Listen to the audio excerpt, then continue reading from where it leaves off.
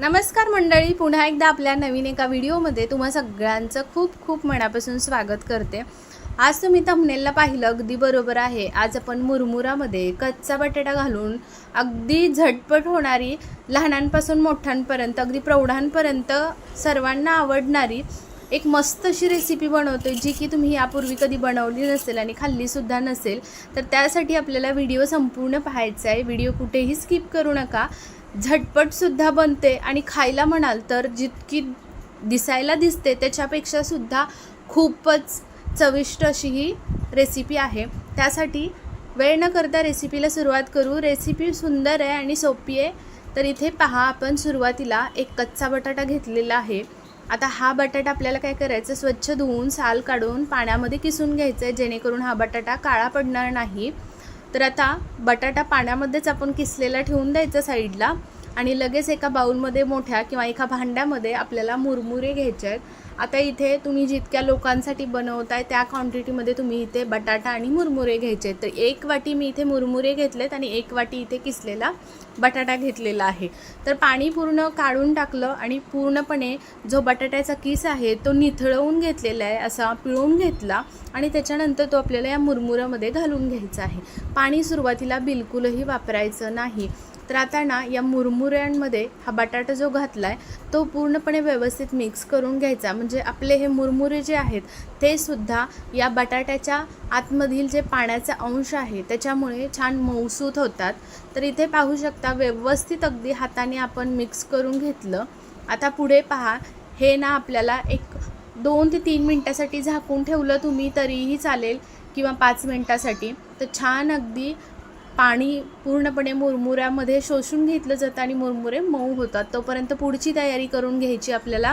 तर इथे कांदा घेतला आहे। आता मी इथे छोटे कांदे होते म्हणून 2 घेतलेले आहेत। एक कांदा मोठा घेतला तरीही चालेल। तर इथे पहा, मी कांदा अगदी बारीक असा कट करून घेते आणि याच्यानंतर आपल्याला बाकीचे सुद्धा लागणारे जिन्नस ते सुद्धा आपल्याला कट करून घ्यायचे आहेत। तर इथे अगदी व्यवस्थित बारीक कट करून कांदा घेऊ शकता, किंवा मग तुम्ही चॉपरमधून सुद्धा बारीक कट करून घेऊ शकता। शक्यतो इथे अजिबात मोठा जास्त ठेवायचा नाही, बारीकच करून घ्यायचा। आता इथे मिरच्यासुद्धा पहा, तिखट मिरच्या आहेत, 3च मिरच्या मी घेतलेल्या आहेत। जर लहान मुलं खात असतील तर मिरची ठेचूनच वापरा, म्हणजे बऱ्यापैकी असे अख्खी मिरचीचे तुकडे पटकन मुलांच्या लहान तोंडामध्ये जातात आणि मग परत दुसऱ्या वेळी खायची इच्छा नाही होत तिखट लागलं तर जास्त। त्याच्यामुळे जर तुम्हाला या सुरीची लिंक हवी असेल, सुरी चाकू जो आहे मी वापरते तो इतकी भारी त्याची क्वालिटी आहे, तुम्हाला लिंक हवी असेल तर मी तुम्हाला प्रोडक्ट टॅग करते किंवा डिस्क्रिप्शनमध्ये लिंक देते, नक्की तुम्ही तिथे पाहू शकतात। तर इथे पहा, टोमॅटो कट करून घेतला, अगदी बारीक एकच घेतलेला आहे। मिरची, कांदा, टोमॅटो कट करून झाला। आता इथे भरपूर अशी हिरवीगार कोथिंबीर घेतली आहे, तीसुद्धा व्यवस्थित अशी बारीक कट करून घ्यायची। तर ती कट करून घेतली। सगळे जिन्नस आपले इथे कट करून घेऊन झाले।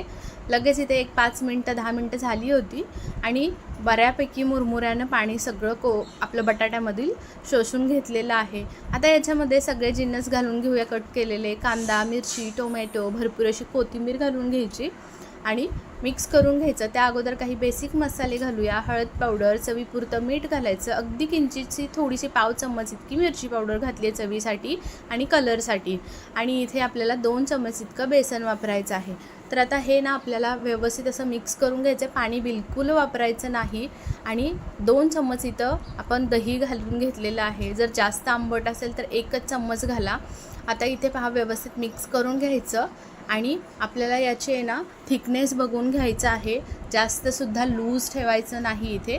तर पहा, इथे मी सुरुवातीला बघते तर हातावरती मिश्रण घेतलं, तर अजून थोडंसं मिश्रण पाहू शकता, याच्यामध्ये पीठ घालण्याची गरज आहे। तर याच्यामध्ये ना तुम्ही बेसन ॲड करू शकता एक्स्ट्रा, किंवा मग इथे तांदळाचं पीठ वगैरे असेल तरीही ॲड करू शकता। तर इथे पहा, मी आता अजून 2 चम्मच मोठे तांदळाचं पीठ याच्यामध्ये ॲड केलेलं आहे आणि व्यवस्थित मिक्स करून घेतलं। आता आपलं बॅटर अगदी व्यवस्थित तयार झालेलं आहे। आता आपल्याला पाहू शकता, जास्तीचं पीठ वगैरे घालायची अजिबात गरज नाही आहे। आता हे सगळं व्यवस्थित मिश्रण तयार करून घेतलं। आता आपल्याला काय करायचं आहे, हाताला थोडंसं तेल लावून घ्यायचं आहे पहा, आणि छोटासा लिंबाच्या आकाराचा इतका गोळा काढून घ्यायचा। व्यवस्थित अगदी याचा दाबून मस्त सगळ्या बाजूनी चीर वगैरे अजिबात जाऊन द्यायची नाही, अशा पद्धतीने याच्या टिक्की बनवून घ्यायची आहेत। तर इथे पहा, अशा पद्धतीने सर्व टिक्की आपण एक एक करून बनवून घेऊयात. बऱ्याच वेळा आपल्याला हाताला तेल लावायला लागणार आहे, कारण हे पीठ थोडंसं चिकटलं जातं हाताला, त्याच्यामुळे प्रत्येक वेळी थोडं थोडं तेल लावून घ्यायचं आणि नंतरच आपल्याला हे या पद्धतीनं सर्व टिक्की बनवून घ्यायचे. तर इथे पहा, मी आता एक एक करून सगळ्या पहिल्यांदा 4 ते 5 अशा टिक्क्या बनवून घेतलेल्या आहेत.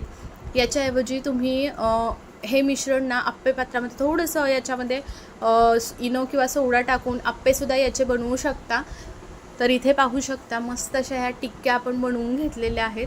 आता ना पॅन गरम करून घ्यायचा, तेल घालून घ्यायचं त्याच्यामध्ये आणि आपल्याला हे शॅलो फ्राय करून घ्यायचे आहेत. पहा, जर तुम्हाला वाटलं डीप फ्राय करावं तर केलं तरीही चालेल, पण अशा पद्धतीनं शॅलो फ्राय करून घेतल्या की कमी तेलकट होतात आणि विशेष म्हणजे छान अगदी कुरकुरीत लागतात. आतूनसुद्धा व्यवस्थित पीठ शिजलं जातं आणि वरतूनसुद्धा मस्त कुरकुरीत लागतात. कलरसुद्धा काढून घेतला पहा, एक 5 मिनटानंतर आलटपलट करून दोन्ही बाजूनी व्यवस्थित भाजून घेतला.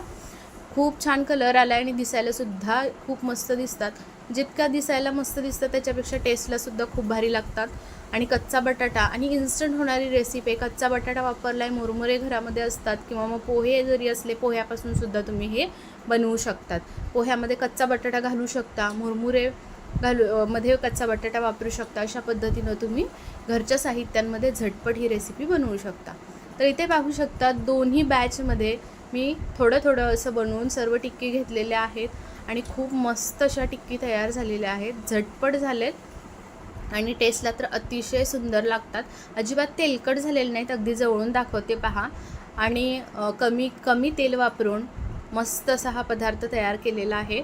मुलांना खूप जास्त आवडतो. घरातल्यांना अगदी लहानांपासून मोठ्यांपर्यंत प्रौढांपर्यंत सर्वजण खाऊ शकतील. सॉससोबत, दहीसोबत किंवा मग अगदी तुम्ही मायोनीजसोबत, तुम्हाला जसं आवडेल चटणीसोबत जसं आवडेल तसं खाऊ शकता किंवा मग असं जरी खाल्लं तरीही खूप भारी लागतात. तर आता इथे तोडूनसुद्धा दाखवते पहा. आतूनसुद्धा अगदी व्यवस्थित पीठ शिजलं गेलेलं आहे मस्त असं आणि वरतूनसुद्धा खूप छान अगदी कुरकुरीत झालेत. अजून कुरकुरीत हवे असतील तर लो फ्लेमवरती तुम्ही जास्त वेळ ठेवून कुरकुरीत करून खाऊ शकतात. कशी वाटली रेसिपी मला जरा कमेंट करून नक्की सांगा. रेसिपी आवडली तर जास्तीत जास्त शेअर करा तुमच्या मित्रमैत्रिणी परिवारांमध्ये. आशा करते आजची रेसिपी आवडली असेल. चला मग उद्या पुन्हा भेटू. तोपर्यंत बाय बाय.